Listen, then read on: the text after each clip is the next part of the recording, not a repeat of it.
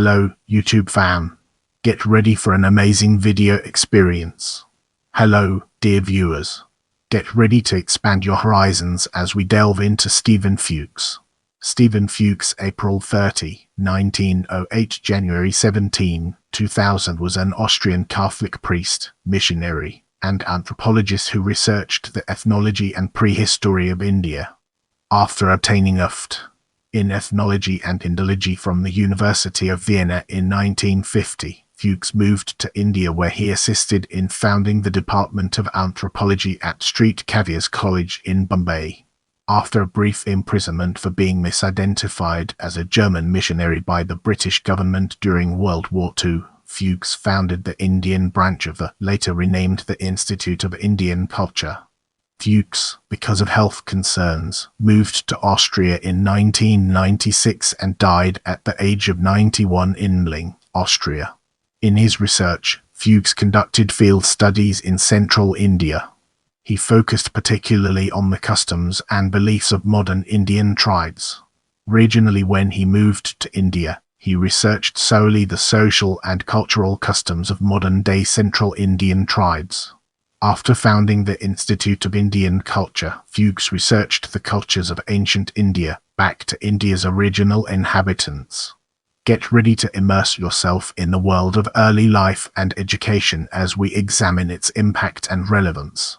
Fuchs was born on 30 April 1908 at Brucken-Derma in Styria, Austria. Later, his family moved to Graz, where he studied at the Advanced Mission High School of the Society of the Divine Word (SVD) from 1922 to 1927. He joined the SVD in 1927 and studied philosophy at St. Augustine in Bonn, Germany from 1927 to 1930, and theology at St. Gabriel in Mödling, Austria from 1930 to 1934. In Mödling, he took linguistics classes from Wilhelm Schmidt, who taught ethnology and linguistics at the seminary of St. Gabriel. It was after coming in contact with Schmidt that he decided to become an anthropologist. Later in 1934, he was ordained and appointed by the SVD to one of its missions that was opened in 1932 in Indore, in the modern Madhya Pradesh, in India. There, he learned English, Hindi, and the local dialects of Madhya Pradesh before carrying out studies and fieldwork in central India.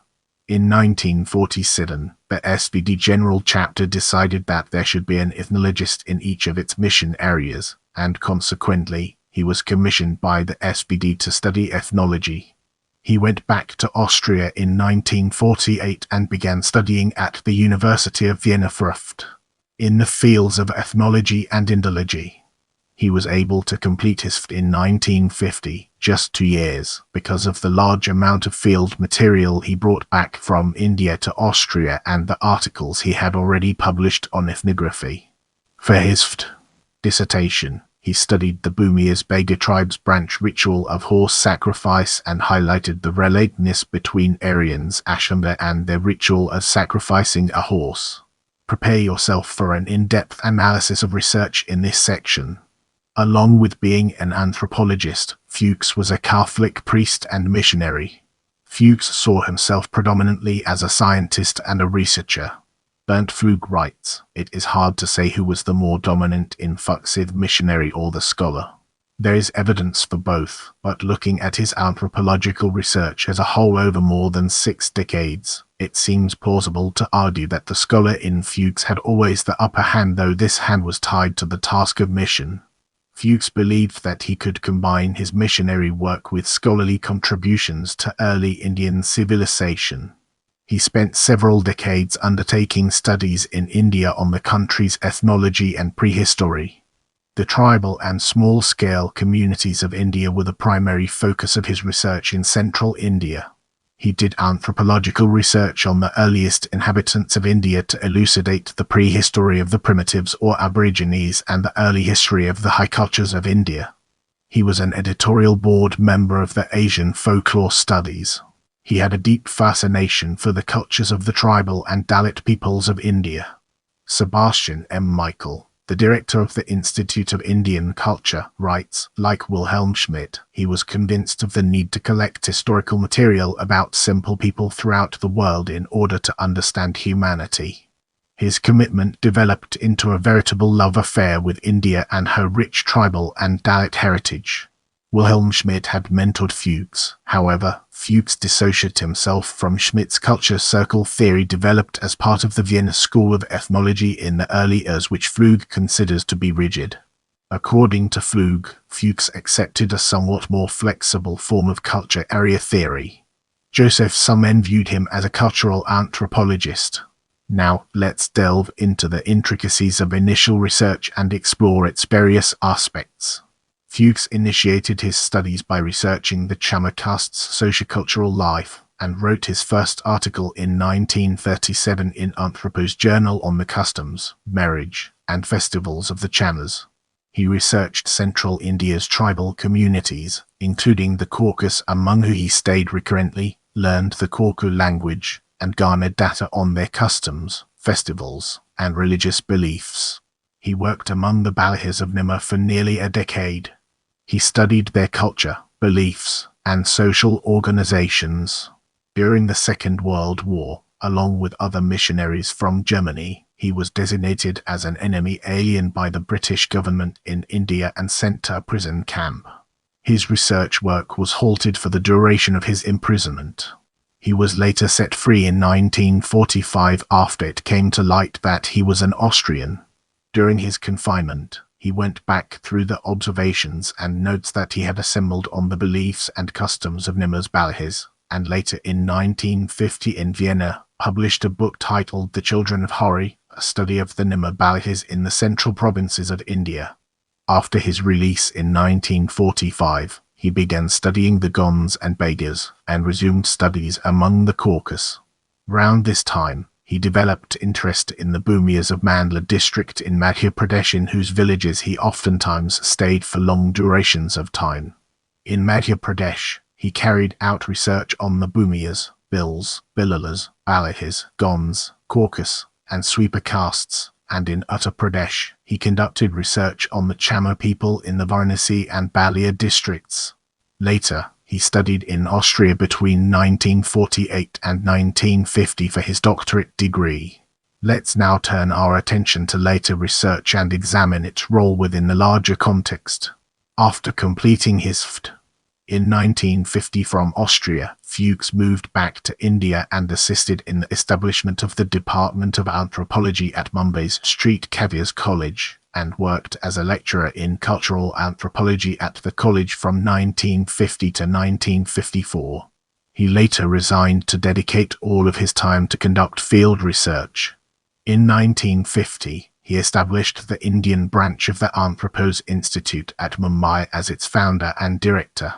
He delivered lectures on the cultures of ancient India at the University of Bombay and was a visiting scholar of anthropology and philosophy of India at the University of San Carlos in the Philippines between 1961 and 1962. The Anthropos Institute in Mumbai was renamed in 1976 as the Institute of Indian Culture and later gained recognition as a center for postgraduate research in anthropology and sociology from the University of Mumbai. Owen Lynch noted that Fuchs had researched India's political religious movements that had been narrated but not acknowledged as messianic, including the Satnam Panth and Modi movements.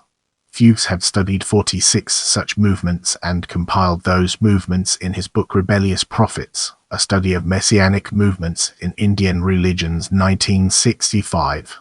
Fuchs supported M. North Srinivasa's theory of Sanskritization by offering examples in the book. Fuchs had argued that the idea of a savior or messiah exists not only in the biblical Christian thought, but it has persistently surfaced in the Indian religious movements and occurrences through historical and mythological persons of note, e.g. Vaishnavism. Fuchs researched the ancient history of India, particularly the Aryans, Dravidians, and India's autochthonous peoples, the Aborigines who, according to him, represented India's earliest populace. His anthropological research on the earliest populace of India led him to cast light on the prehistory and early history of India's Aborigines and high cultures, respectively. He was of the opinion that the Aryans were migrating to India and Europe from the inner Asian regions, which had resulted in the genesis of the Indo-European language family.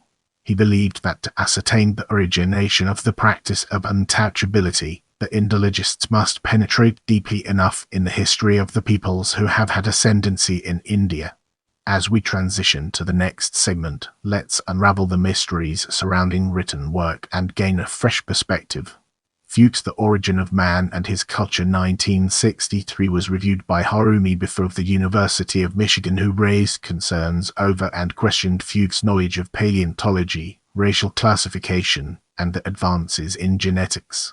Biffa further noted that Fuchs offered only stages and no mechanism or process of evolution from one stage to another. Fuchs, however, drew some praise from R. Kelvin Mutaka for his unbiased approach towards the discussion of the theory of anthropology despite taking in the Indian material, though Mutaka noted that Fuchs attempted to offer too much information in a single book, and as a consequence, several key topics got inadequate coverage. Fuchs' Rebellious Prophets, A Study of Messianic Movements in Indian Religions 1965 was assessed by Kenan Borage and Owen Lynch.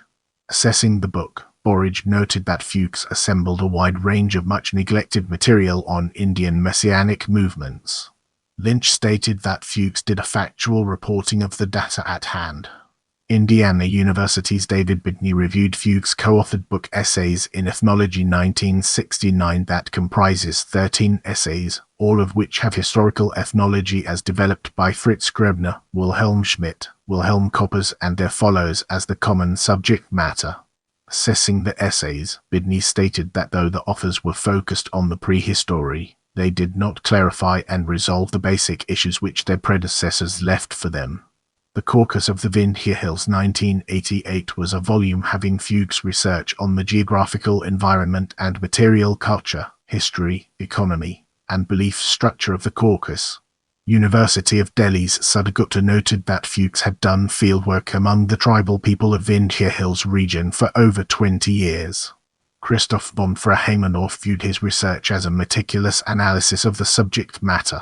Welcome to the next segment, where we explore the Children of Hari 1950 and its significance in our journey. The Children of Hari 1950. Fuchs' The Children of Hari, a study of the Nimmo Balatis in the central provinces of India, was a monographic anthropological sociological study on the Balahi people, particularly of the Nimmo district of Madhya Pradesh. Kathleen Goff noted that though Fuchs was affiliated with the Viennese School of Anthropologists, he focused on the study material that was collected by his self-research and steered clear of the conjectural history theorized by the Vienna School. Assessing Fuchs' research, she stated that it surpasses the standards of much Indian ethnography. John Henry Hutton noted that though the book was published under the patronage of the University of Vienna and was a part of the Wiener Beiträge Kulturgeschichte und Linguistik, it was free from the theoretical bias which come to be associated with the Vienna School. He saw the book as the most detailed and painstakingly factual account of the Balahis. W. Norman Brown stated that, for the most part, Fuchs's study largely focused on the culture of Balahis and noted that Fuchs' coverage of their racial, historical, and geographical background was too brief. Kingsley Davis noted that he provided an aptly illustrated description of the life stages, material culture, social organizations, and magical and religious beliefs of the Balahis, but without much theoretical interpretation. David G. Mandelbaum stated that the purpose of Fuchs' work was primarily descriptive and that he made few historical and analytical comments in the book. He stated that Fuchs illustrated the fundamental principles of the classic caste system in rich detail, but also highlighted some areas of his work where Fuchs appeared unconvincing. In the upcoming portion, we'll be dissecting the Aboriginal tribes of India to gain a comprehensive understanding of its implications. The Aboriginal tribes of India. In the Aboriginal tribes of India, Fuchs examined different inward migrations to India, including the arrival of Aryans.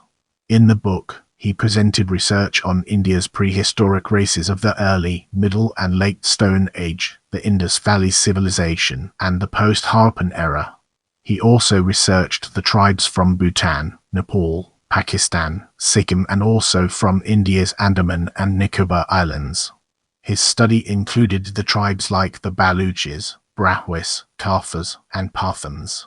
He also examined the contemporary tribes of Bengal, southern, central, northwestern, northern, northeastern, Himalayan and sub-Himalayan regions of India, and some tribes of Nepal.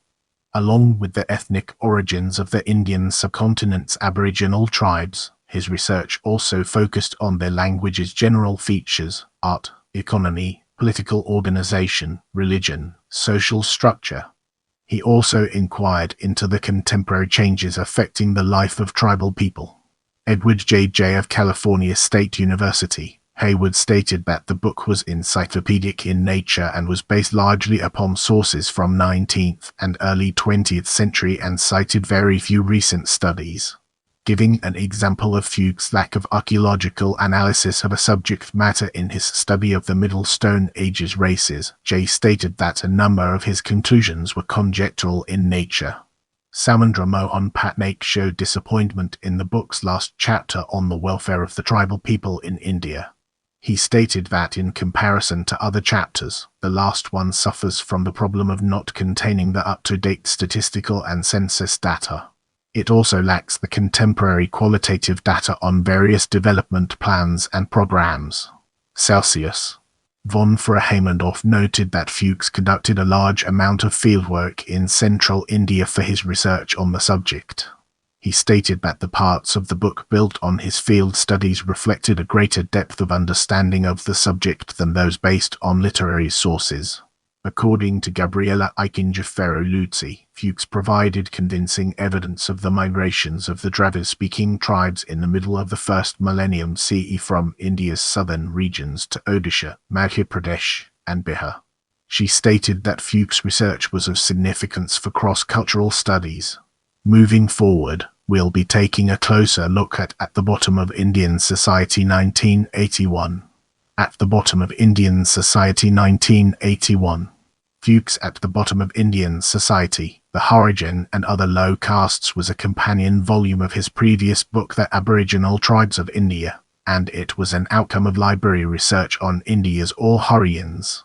Fuchs investigated the origin of untouchability and hypothesized that it has its origins in the migrations of Dravidians and Aryans to India. He gave a description of Haryans and other low castes in the light of his findings. Fuchs propounded that untouchability is probably an ancient social trait from animal breeding culture which was brought to India by the Aryans and also the Dravidians.